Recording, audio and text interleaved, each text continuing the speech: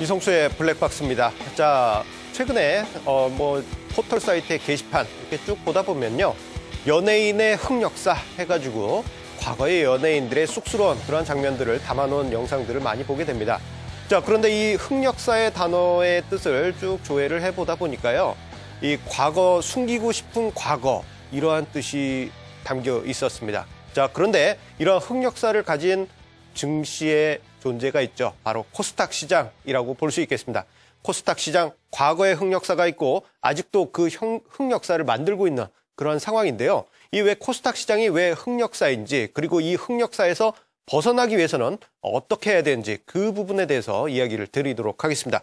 자, 일단 코스닥 시장의 과거부터의 차트부터 한번 보시도록 하겠는데요. 자, 이 코스닥 시장 같은 경우 과거 2000년부터 해서 최근까지 주가 지수가 상승하지 못했습니다. 지금 화면상의 차트에 보시는 바와 같이 2000년 3월 달에 최고점 아마 이때가 2800포인트 부근일 겁니다. 이 부근을 형성한 이후 주가 지수는 반등다운 반등을 보이지 못하고 계속 하락을 했고요. 최근 한 4년 동안에는 오히려 이 코스닥 지수가 500포인트 부근에서 횡보하고 있는 그런 모습 보여주고 있습니다. 종합주가 지수가 2000포인트를 돌파하는 이러한 상황 속에서 코스닥 지수는 2000년도의 고점에 거의 근처에도 가지 못했고 거의 6분의 1 수준의 지수 상황이라고 볼 수 있겠습니다. 자, 그런데 여기에 코스닥 시장의 흑역사를 하나 더 이야기를 드리겠습니다. 이 코스닥 지수 지금 현재 500포인트 넘어갔는데 엄밀하게 이야기를 하면요, 초창기 때 대비 초창기 기준으로 보면은 코스닥 지수가 50포인트에 불과합니다. 이게 무슨 말이냐? 2004년에 코스닥 지수가 조정이 한 번 있었습니다. 자, 워낙에 많이 빠지다 보니까 그때 당시 이제 코스닥 지수 한 40포인트, 50포인트 이랬습니다.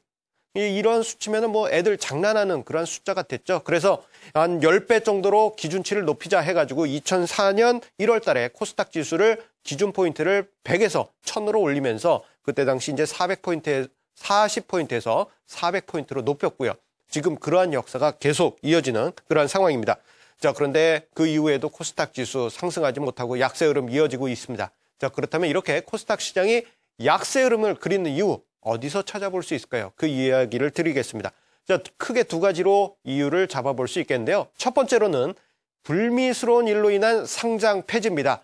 자, 이 코스닥 시장의 상장 폐지 이야기는 우리 투자자분들, 시청자님들 많이 알고 계실 겁니다. 자, 매년 40개 이상의 기업들이 상장 폐지가 되는데요. 대표적인 케이스가 2010년에 네오세미테크 사태, 다들 기억하실 겁니다. 시가총액 상위권에 있던 네오세미테크 상장 폐지로 인해서 큰 손해 보신 분들 많이 계셨고요.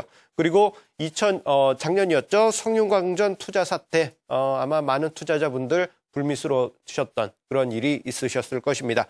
자, 이런 상황이 반복되다 보니까 코스닥을 투자하신 분들 같은 경우 좌절하시거나 실망하시고 이 코스닥 시장에서 이탈하는 그러한 경향이 나타나게 되는데, 이러한 코스닥 시장의 불미스러운 상장 폐지 매년 수십 건씩 일어나고 있습니다. 거래소 시장은 상대적으로 거의 한 4분의 1 내지 5분의 1 수준밖에 안 됩니다. 이러한 일 때문에 코스닥 시장이 계속 침체를 걷고 있고요. 그리고 가장 큰 이유 중에 하나가 코스닥 시장엔 작전이 존재하고 있다는 것입니다. 자, 이 코스닥 시장을 이야기할 때요, 이 종목마다 작전 세력이 하나 있다. 이러한 농담 아닌 농담이 있었습니다. 자, 그런데 이런 일이 있다 보니까 코스닥 시장에 염증을 느끼게 되는데요. 최근에는 유명 증권방송국의 전문가 2명이 검찰에서 조사를 받고 있는데 내용 자체가 매우 불미스러웠죠. 1월 중순에는 전모 씨, 그리고 엊그저께는 유명 방송국의 라모 씨가 이 선행 매매 미리 사놓고 방송에서 추천하고 이 주가가 올라가면 파는 그런 악덕한 선행 매매를 했었다고 합니다.